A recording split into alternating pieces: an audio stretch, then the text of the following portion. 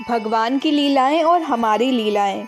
संसार में प्रत्यक्ष या अप्रत्यक्ष रूप से जितने कार्य हो रहे हैं उनमें एक प्राकृतिक नियम काम कर रहा है। यद्यपि एक साधारण मनुष्य को समस्त प्राणियों तथा विभिन्न जातियों और सभ्यताओं के जन्म मरण अथवा आविर्भाव और नाश में कोई खास तथ्य नहीं जान पड़ता, पर उन पर गंभीर रूप से विचार करने से यही विदित होता है कि विश्व में जो कुछ भी हो रहा है वह ईश्वरीय विधान का अंग है। इसको हम भगवान की लीला भी कह सकते हैं। साधारणतः लोग भगवान की लीला से प्राकृतिक लीला का भाव नहीं लेते। भगवान के भिन्न वे भगवान की लीला समझते हैं। अवतारों में भगवान के रामावतार और कृष्णावतार की लीलाएं ही विशेष प्रसिद्ध हैं। आज भी लोग इन लीलाओं की नकल करते हैं, पर दुख की बात है कि वे न तो उनके असली मतलब को समझते हैं और न उन अवतारों के दिखाए रास्ते पे चलते हैं। इसके विपरीत वे उन लीलाओं की नकलों को अपनी पतित रुचि के अनुसार ऐसा विकृत कर देते हैं कि वे हमारा कल्याण करने के बजाय अकल्याणकारी बन जाती है। भगवान के अवतार लेने के अनेक गूढ़ कारण होते हैं जिनका पता शास्त्रों का गहन अध्ययन करने से लग सकता है। यदि हम उन सबको भी न सीखें, हमें यह तो सीखना चाहिए कि हम अपना जीवन किस प्रकार व्यतीत करें। रामलीला और कृष्ण लीला करने का यही असली तात्पर्य है। पर इस समय इस अभिप्राय को लोगों ने बहुत कुछ भुला दिया है। इसके बजाय वे यह समझ बैठे हैं कि भगवान की इन लीलाओं की नकल करने पे वे हमसे खुश होंगे और हमारे पापों का नाश कर हमको स्वर्ग के सुख देंगे तथा इस लोक में भी हमारा कल्याण करेंगे।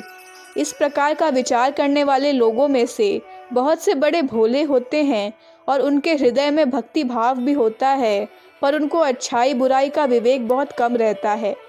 खासकर जो लोग मंडलियां बनाकर इन लीलाओं को करते हैं, वे तो अर्थ का अनर्थ ही कर डालते हैं। साधारण जनता को अधिक संख्या में आकर्षित करने के उद्देश्य से वे इन लीलाओं के बीच ऐसी भद्दी नकलें मिला दिया करते हैं कि जो मनुष्य की पाश्विक वृत्तियों को उत्तेजित करने वाली होती हैं। विशेषकर ऐसी बातें कृष्ण भगवान की लीलाओं में और खासकर उनकी रासलीला में पाई जाती हैं।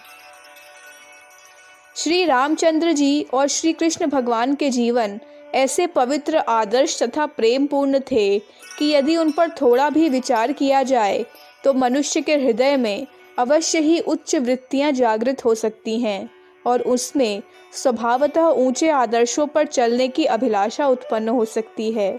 पर हमारे समाज के मुखियों का ध्यान इधर कम रहता है और साधारण श्रेणी के लोग तो ऊंची शिक्षाओं के बजाय हंसी मजाक की तथा वासनाओं को उत्तेजित करने वाली बातों को ही अधिक पसंद करते हैं। इसलिए आजकल लीलाओं के लाभ के बजाय हानि ही अधिक होने लगी है। हमारा उद्देश्य लीलाओं का विरोध करना नहीं है।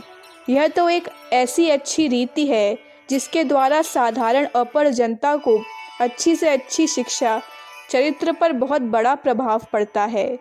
पर इनका सदुपयोग करने से जिस प्रकार लाभ उठाया जा सकता है, उसी प्रकार इनका दुरुपयोग करने से मनुष्य का चरित्र सहज में भ्रष्ट भी किया जा सकता है। आजकल इनका दुरुपयोग करके समाज को हानि ही अधिक पहुंचाई जा रही है।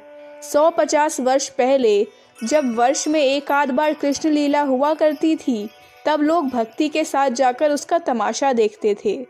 पर आजकल इस कार्य को करने वाली जो अनेकों मंडलियां बन गई हैं, उनकी लीलाओं और तमाशों के प्रभाव से अनेक नवयुवकों तथा नवयुवतियों का चरित्र भ्रष्ट होता जाता है।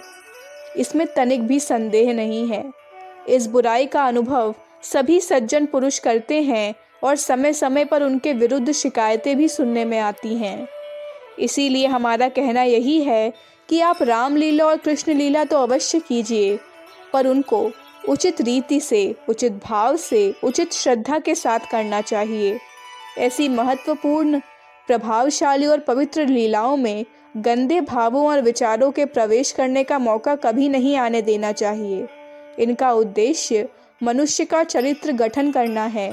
इसलिए इन लीलाओं को करते समय या देखते समय चरित्र तथा जीवन के सुधार के लक्ष्य को सदैव ध्यान में रखना चाहिए। जो लोग इनको भक्ति के भाव से देखते हैं वे भी अच्छा ही करते हैं, पर भक्ति के असली तत्व पर भी कुछ विचार करना चाहिए।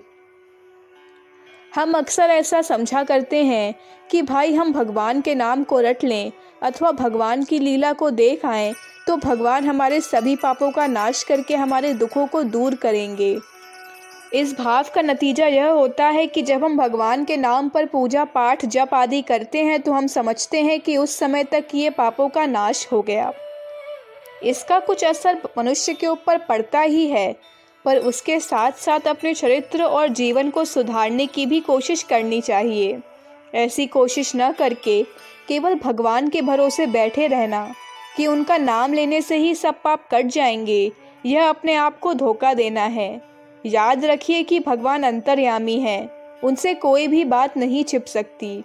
मनुष्यों के हृदय की गुप्त से गुप्त बात को वे जानते हैं, इसीलिए उन्हें धोखे में नहीं डाला जा सकता। भगवान के नज़दीक वही मनुष्य सच्चा हो सकता है जिसका हृदय साफ है, और भगवान उसी की सहायता करते हैं जो अपनी सहायता को स्वयं उद्यत होता है। इन बातों को ध्यान में न रखकर आज भगवान को हमने अपने पापों तथा अकर्मण्यता को छिपाने की एक आड़ बना रखा है।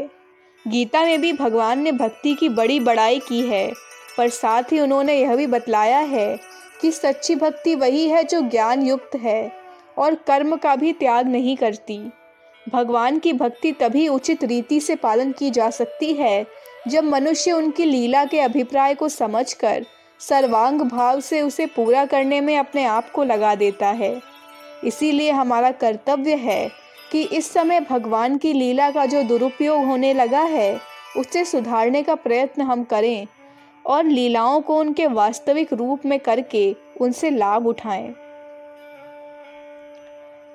अखंड ज्योति, मई 1957, पृष्ठ संख्या 8, 9, 10। हमारे YouTube चैनल विचार क्रांति दूत अखंड ज्योति पत्रिका को सब्सक्राइब करें एवं अगली वीडियोस प्राप्त करने के लिए बेल आइकन दबाएं। धन्यवाद।